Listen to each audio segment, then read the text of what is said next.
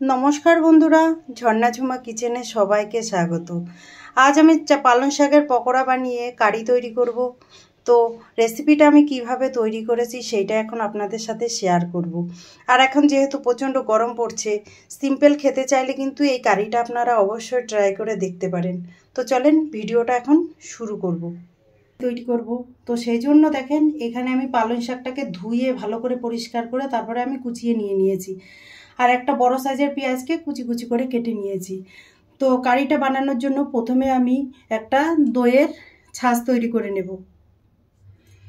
দেখেন এখানে একটা বাটি নিয়ে নিয়েছি, আর বাটির মধ্যে আমি দেখেন এক বাটি, ছোট বাটির এক বাটি দই নিয়ে নিয়েছি। এখন আমি দিয়ে দিলাম বেসন, 2 চামচ বেসন দিয়েছি আমি। দিয়ে দিলাম হলুদ গুঁড়ো, লঙ্কা গুঁড়ো,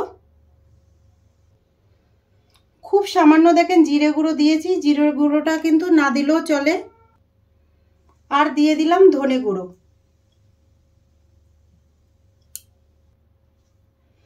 এখন ভালোভাবে ফেটিয়ে নেব।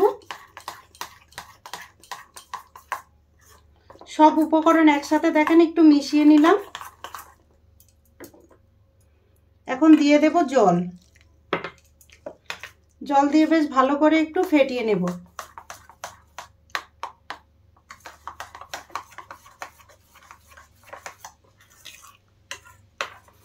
নুনটা কিন্তু আমি এখন দিলাম না, নুন একদম পরে দিতে হবে, যেহেতু দইয়ের কারি হচ্ছে।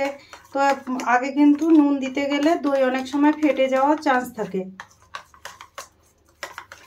দেখেন ভালো করে মিশিয়ে নিয়েছি। এখন বেশি করে জল দিয়ে দিলাম, আরও জল দিতে হবে। দেখেন ভালো করে মিশিয়ে নিয়েছি। এখন এইটাকে আমি সেঁকে নেব। দেখেন এখানে ছানে নিয়েছি, আর এখন আমি একটু ছেনে নেব।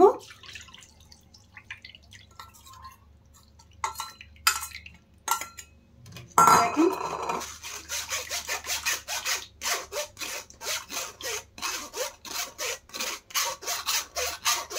খুব ভালো করে দেখেন ছেনে নিয়েছি আমি, একটাও কিন্তু আর দানা নেই। এখন আমি আরও দেখেন 1 গ্লাস জল দিয়ে দিলাম। আগে 1 গ্লাস জল দিয়েছি, আর এখন আরেক গ্লাস জল দিয়ে দিলাম। আর জল দেওয়ার দরকার নেই। দেখেন এখন এইটাকে আমি ফুটতে দেব। দেখেন গ্যাসে চাপিয়ে দিয়েছি, আর এটাকে কিন্তু নাড়তে থাকতে হবে।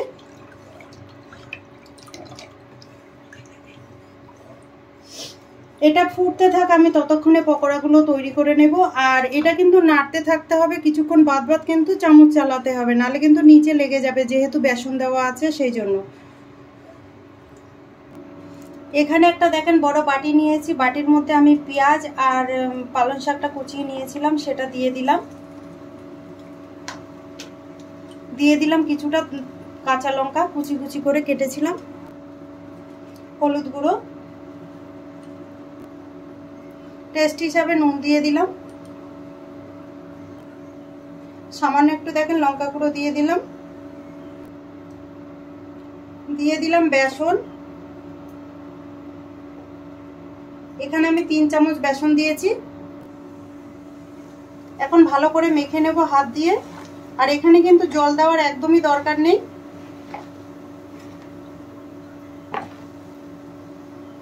দেখেন মাখতে মাখতে কিন্তু নরম হয়ে যাবে।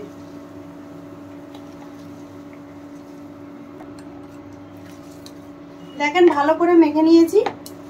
এখন আমি পকোড়াগুলো ভেজে নেব। কড়াইতে দেখেন তেল গরম হতে বসিয়ে দিয়েছি, আর তেল ভালোভাবে গরম হয়ে গেছে। এখন আমি পকোড়াগুলো ভেজে নেব।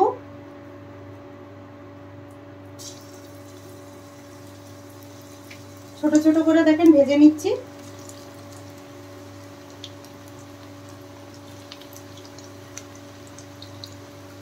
আর এই পকোড়া কারিটা কিন্তু খেতে খুব ভালো লাগে। আমি তো সপ্তাহে একদিন করে করাই হয় এই পকোড়া কারিটা।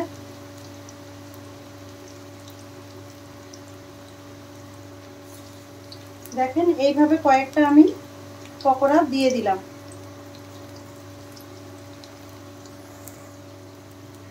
পকোড়াগুলো এখন একটু পাল্টে দেব। দেখেন এক সাইড ভাজা হয়ে গেছে।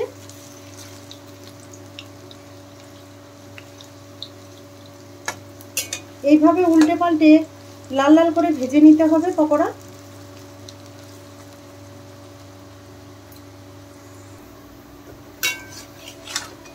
দেখেন উল্টে পাল্টে পকোড়া আমি ভেজে নিচ্ছি।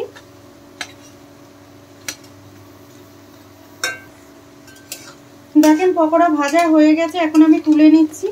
আর এইভাবে কিন্তু আমি সব পকোড়া কটা ভেজে নেব।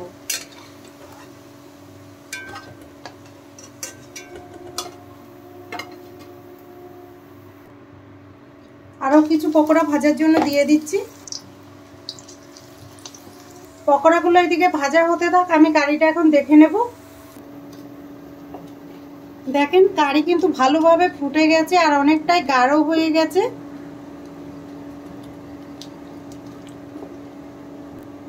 কারির মধ্যে দেখেন টেস্ট হিসাবে আমি নুন দিয়ে দিলাম, আর একটু সামান্য দিলাম। দেখেন আর একটু ভালো করে আবার ফুটিয়ে নেব। আর কারি হতে কিন্তু বেশি সময় লাগে না, খুব কম সময়ে আপনারা কারিটা কিন্তু বানিয়ে নিতে পারেন।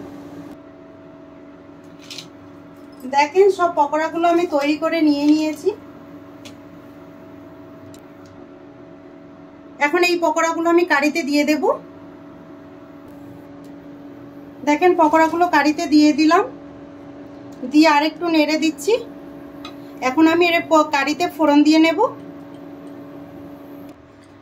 কারিতে তড়কা লাগানোর জন্য এখানে দেখেন আমি তড়কা প্যান বসিয়ে দিয়েছি, আর এখন দিয়ে দিলাম তেল।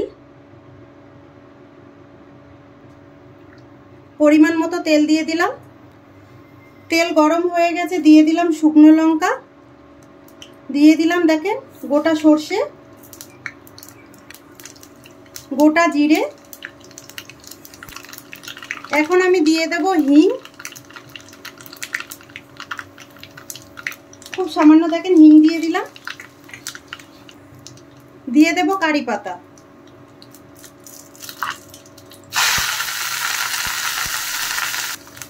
দেখেন ফোড়ন ভালো করে ভাজা হয়ে গেছে, আর এখন আমি গ্যাসটা বন্ধ করে দেব। দিয়ে দিলাম দেখেন কিছুটা লঙ্কা গুঁড়ো। লঙ্কা গুঁড়োটা এই জন্য দিয়েছি, কারির কালারটা বেশ সুন্দর আসবে সেই জন্য। দেখেন এখন আমি কারিতে ঢেলে দেব। দেখেন ফোড়নটা আমি কারিতে ঢেলে দিলাম। কারি তৈরি হয়ে গেছে, এখন আমি নামিয়ে নেব। দেখেন কত সুন্দর একটা কালার এসছে। গ্যাসের ফ্লেম আমি বন্ধ করে দিয়েছি। এখন আমি দেখেন বাটিতে নিয়ে নিচ্ছি।